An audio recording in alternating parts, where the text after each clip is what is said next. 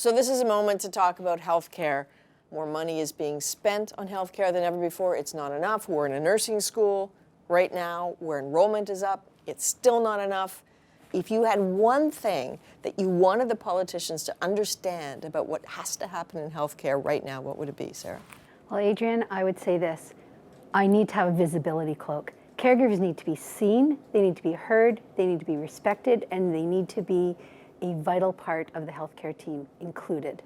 Lynn Tran, you're a nurse who left to go into the private system. Adrienne, I think we really need to reinvest in our nursing and our healthcare professionals, bring back all those benefits of pay, patient care, collaboration with our healthcare teams. We need them at the table because they are key stakeholders, and we need the government to listen to what their needs and wants are. Max Johnson, you are a patient who made a very difficult decision. It's just very simple. Leaving tens of thousands of people in pain is not a very sound health policy. I think from our perspective, we need politicians to realize that the solution to these crises is going to be long-term and not necessarily beneficial in the next election. Dr. Hanomansing, you're an ICU doctor. Honestly, I think we need to put more emphasis on prevention. We can predict areas that are going to be of higher needs over the next few years, and what would that look like if we started to put more resources into areas that are going to be concerned? Mental health, like this, the fact that mental health services, especially exiting the pandemic, people are still paying out of pocket, to me, baffles me. Like, it's not free and fair distribution of services the way universal health care we think it is. Yeah, and by definition, it's not. And from my perspective as an ICU doc, we see the repercussions of not having that access. Armin, can you start off helping us understand, though, we talk about this as if this is Canada's problem, but it's not unique to this country. It's absolutely not unique to this country, but we have a very strange profile in the advanced world in terms of how much we rely on the private sector to begin with. We don't cover pharmacare, which is very unusual. We don't cover the things that keep people out of hospital, like dental care, mental health care, all the rehab, and we don't pay attention to the people that are actually providing the care. And I couldn't agree more with Dr. Hanomansing, which is to say we need to keep people out of the hospital. We're turning to the hospital because we don't have primary care. We're turning to hospitals because people don't have the care they need at home with people like Sarah. We need to get people out of the hospital into the community with good primary care. So the conversation that we need solutions, here's a province, Ontario, that's offering it. We have problems with sort of hernia and cataracts. You know what? If you need them, you can go to this private clinic. You're still not out of pocket, and it will take you away from the public system. On paper, it seems like it might ease some of the pressure. Well, they're not out of the public system. We're paying 30% more for those services because they happen to be for-profit clinics. We could be running more of these cataract factories in the public system, off-site of hospitals or even underutilized spaces in hospitals. So how does it cost more money to make that happen, to do those cataract surgeries in private clinics? Because this province in Ontario has offered for-profit clinics 30% more to incentivize them opening up. Talk about baffling. It's interesting listening to the conversation, because as a patient, we get very worried. You know, we hear all sorts of people talking about all sorts of problems, all sorts of solutions, but they don't seem to appear anywhere.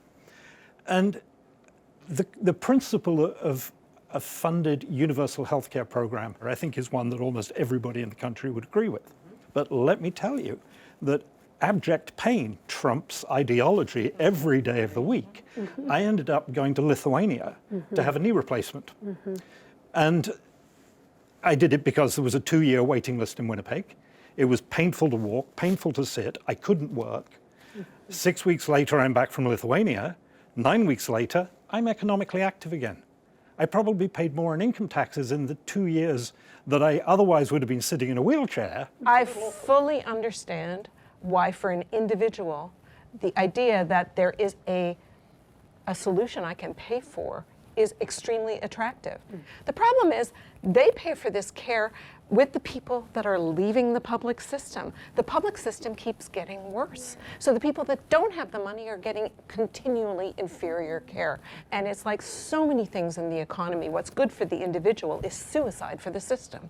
We know that there is no country in the world that has relied heavily on a for-profit system that delivers faster, better, cheaper care. So we need to make the public system work better. As we're talking about, different clinics and private clinics, they're not just buildings, they're staffed with people. They're staffed with people like Lynn because you left the public system. Absolutely. That is a huge loss. Yeah. I'm thinking you're not that long out of a nursing school just like this one. Trained here, Yeah. went to school here, started in the public system. Absolutely. Like, this all looks so familiar. It's like it was yesterday that I was back in school. It was a tough decision. And don't get me wrong, I love being a nurse. I just don't think it was the career that I expected it to be. And I absolutely agree with this discussion. Like, I'm a prime example. Like, I feel as though there were lacking opportunities for training and growth. And we need to leverage everyone's expertise and knowledge within the healthcare system and have them operating at their highest capacity. That's one of the main solutions, is leveraging like personal support workers. You could train personal support workers within a year, and they have abilities to put in Foley catheters, to put in IVs, to do ECGs, offload a lot of the work Right that our on. nurses are having to tackle. Yeah. And why aren't we leveraging that? What would make you go back? It's hard to say, Adrienne. I think we really need to reinvigorate what it means to be a nurse. And I think that's something that I lost passion for. And do you feel that now in the private system?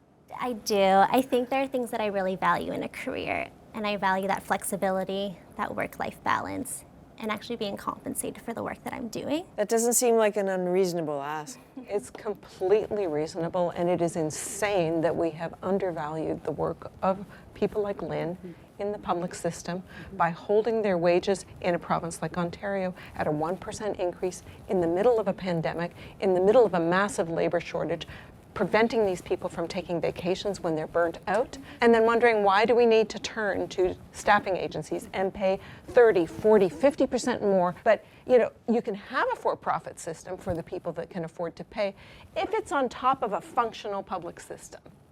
We already have that. Executives don't go to public hospitals unless they're really sick. And if they're really sick, where do they go? They go to Emerge. They go and get care in an ICU, which is publicly funded.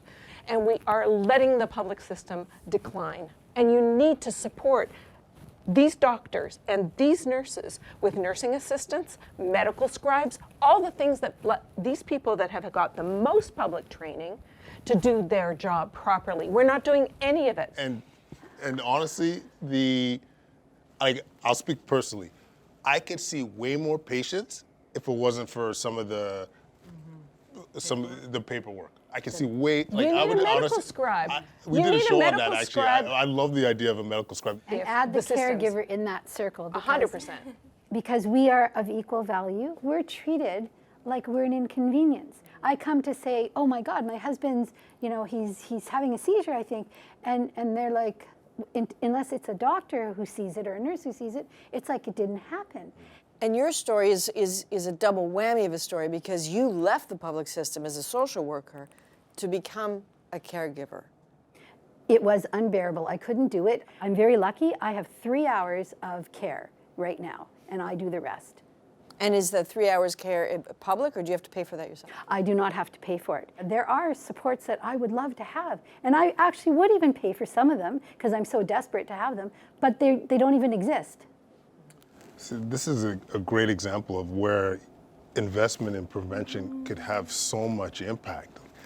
I can think of several examples of things happening at home where you're going to need the support that can't be offered at home, and now you get into Emerge, and if you're admitted, you're in the emergency room for 2 or 3 days potentially.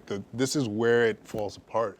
I don't think people fully comprehend what kind of level of cost we're talking about. I look at what have fundamentally and apparently astonishing amounts of money spent on the administration.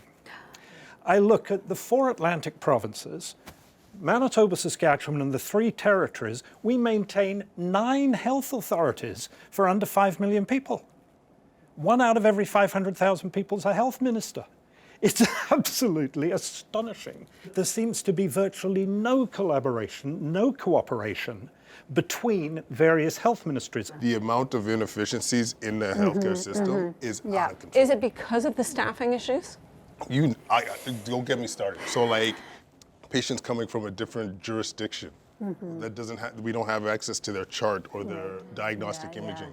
We don't have that CT, let's just order another one. Like you want to provide the most efficient, most reliable care to a patient, you want to have that data in front of you. Not only that, we don't even do some of the most basic system design issues like standardized waiting lists, right? So you've got actually a clearinghouse of where the surgeries are, where the backlogs are, that you as a patient can choose to travel a little bit further and get that surgery in a place that is not quite as busy. Are you talking about a centralized waiting list within a province or across provinces?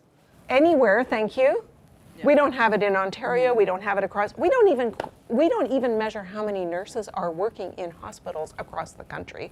We don't do the basic data sharing that we need to do. I wish the health ministers were sitting in this room right now. I think we'd have to lock the doors, actually.